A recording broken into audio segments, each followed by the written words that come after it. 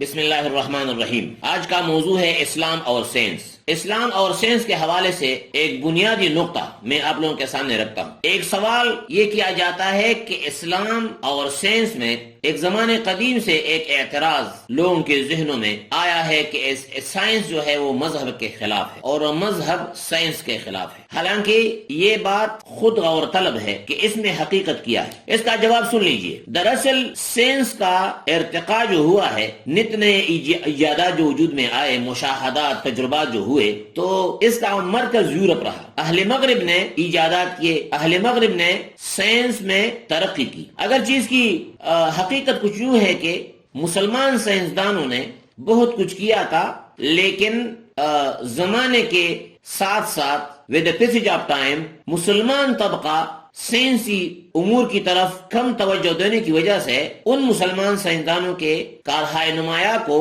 مزید آگے نہیں لے کے گئے، اور بالآخر اس عربی مواد کو انگریزی میں ٹرانسلیٹ کر کے اہل مغرب نے اس پہ بہت بڑا کام کیا۔ جب اہل مغرب سائنس کے میدان میں آگے بڑھتے گئے تو وہاں پر ان کے سامنے جو مذہب تھا یورپ میں وہ کرسچینٹی تھا۔ چونکہ کرسچینٹی میں، عیسائیت میں اور یہودیت میں وہ ارتقاء موجود نہ تھا، اس لیے وہاں کے اہل علم نے اس پہ اعتراضات کیے سائنس پہ۔ اگر وہاں پر اسلام ہوتا، مسلمان ہوتے تو یہ اعتراض نہ کرتے۔ سائنسدانوں پر فتوے لگے، یہ اہل انجیل نے، علماء انجیل نے، نصرانی علماء نے، عیسائی علماء نے فتوے لگائے کہ یہ تو ہمارا مذہب نہیں مانتا، یہ تم کچھ کہتے ہو، یہ ممکن ہی نہیں ہے، فلاں فلاں فلاں۔ لہذا سائنس پر جو مذہب اور سائنس کے درمیان اختلاف ہے، یہ اختلاف اسلام اور سائنس کا نہیں ہے۔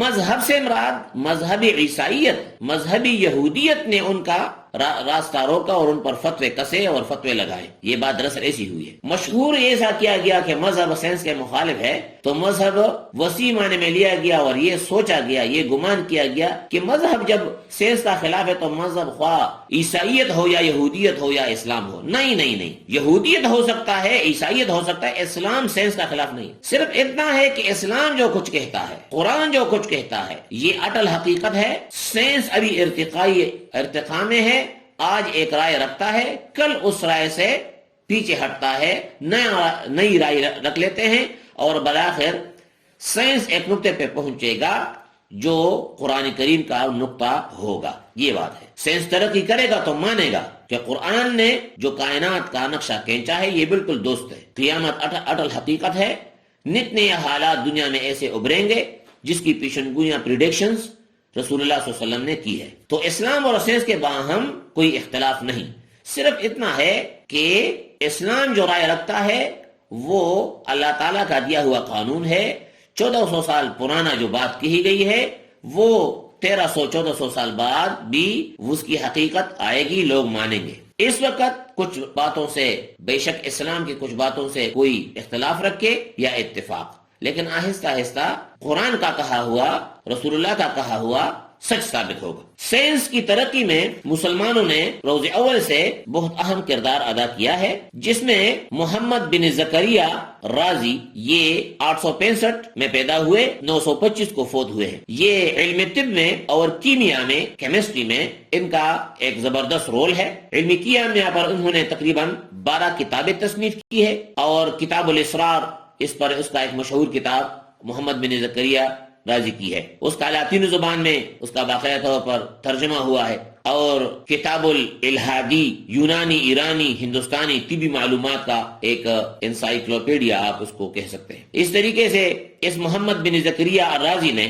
امراض رأس پر کتاب لکھی ہے، دماغ، حلیات، اور اس طریقے سے آنکھوں کی بیماریاں، اس پر ایک ایک جلد میں کتاب لکھی ہے۔ مسلمان سائنسدانوں میں دوسرا ہے ابو علی سینا۔ ابو علی سینا جو ہے 980 میں پیدا ہوئے، 1037 میں فوت ہوئے ہیں۔ ابو علی سینا کا پورا نام ابو علی حسان ابن عبداللہ ابن سینا تھا۔ مغرب میں یہ بہت مشہور ہے اور اسلامی دنیا میں بھی ایک مشہور با اثر فلسفی سمجھے جاتے ہیں۔ انہوں نے ریاضی، فلکیات، فلسفہ پر بہت کام کیا ہے۔ طب کے میدان میں بھی ان کے خدمات، گران قدر خدمات موجود ہیں۔ ان کی مشہور کتاب آپ لوگوں نے اس کا کتاب سنا ہوگا، نام شاید کسی نے پڑھا بھی ہو، کتاب القانون فی الطب، کتاب القانون فی الطب اکثر طبیبوں کے ساتھ یہ مطالعے کے لیے پڑھا ہوتا ہے۔ ابو علی سینا نے یہ کتاب لکھی ہے، کتاب القانون فی الطب۔ تیسرا جو ہے مسلمان سائنسدان میں، سائنس کے میدان میں مسلمانوں کی خدمات میں ایک نام آتا ہے جابر بن حیان۔ 1721 کو پیدا ہوئے، 815 کو فوت ہوئے ہیں۔ اس کو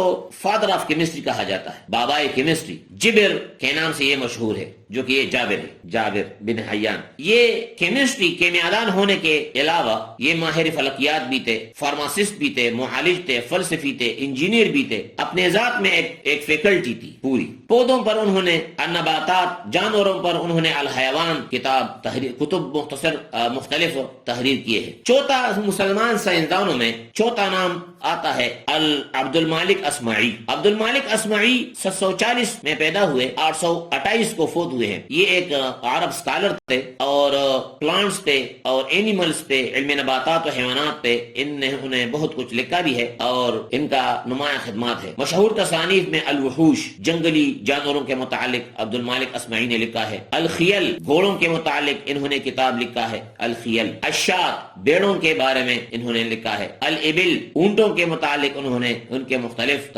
قسموں کے حوالے سے، بیماریوں کے حوالے سے اور مختلف ان کے جو ذات ہے ان کے حوالے سے بہت کچھ تفصیلی بات کی ہے۔ مختلف الوحوش میں جنگلی جانور ہے، الخیل میں گھوڑے ہیں، الشات میں بیڑ بکریوں کے متعلق اور الابل میں اونٹوں کے متعلق۔ یہ مختلف کتابیں ہیں، اس نام پہ انہوں نے کتابیں لکھی ہے عبد المالک اصمعی نے۔ پانچواں جو نام آتا ہے خراسان کے ضلع فاراب کے شہر سے تعلق رکھنے والا اسلامی دنیا کا مایہ ناز فلسفی، یہ ہے الفارابی۔ اس کا پورا نام تھا ابو النصر محمد بن محمد فارابی۔ خراسان کے ضلع فاراب کے شہر میں پیدا ہوئے، اسلامی دنیا کے مایہ ناز فلسفی۔ فارابی نے فلسفے کے میدان میں بہت کام کیا ہے۔ ان کے نزدیک علم فلسفہ حقیقت اشیاء کو جاننے کا نام ہے۔ فن منطق میں بھی ان کا بہت بڑا ہاتھ ہے، منطق کو آسان بنایا انہوں نے۔ علم منطق پر انہوں نے تصانیف کیے ہیں، تقریباً 12 تک تصانیف اس نے علم منطق میں لکھے ہیں۔ فارابی یونان کے فلسفے قدیم کی طرح اللہ تعالیٰ کو محض علت اولا نہیں مانتے تھے، بلکہ ان کے نزدیک اللہ تعالیٰ واجب الوجود ہے، ایک ایسی قدیم برتر کامل ذات جو ہر قسم کے تغیر سے محفوظ ہے۔ فارابی کا سب سے بڑا کارنامہ یہ ہے کہ انہوں نے اپنے فاضلانہ تصانیف الجمع بین الرأیین میں ارسطو اور افلاطون کی متضاد اختلافی عبارتوں میں تطبیق پیدا کر کے یہ ثابت کیا ہے کہ افلاطون اور ارسطو کے فکری مباحث میں کوئی حقیقی تضاد نہیں ہے، لفظی تضاد ہے، بلکہ ان دونوں کی حکمت کی روح ایک ہی ہے۔ یہ تقریباً میں نے آپ کے سامنے 5 سائنسدان، ان کے پیدائش، وفات اور ان کے علمی خدمات سائنس کے میدان میں نے آپ لوگوں کے سامنے بیان کیا، اور اس کتابوں کے ترجمے ہوئے۔ اہل مشرق نے پھر ان کی مدد سے آگے سائنس کے میدان میں گیا ہے۔ تو اسلام میں مسلمان سائنسدانوں کا سائنس کے میدان میں بھی بہت بڑا اہم رول ہے اور بہت کارہائے نمایاں انہوں نے سر انجام دیے ہیں۔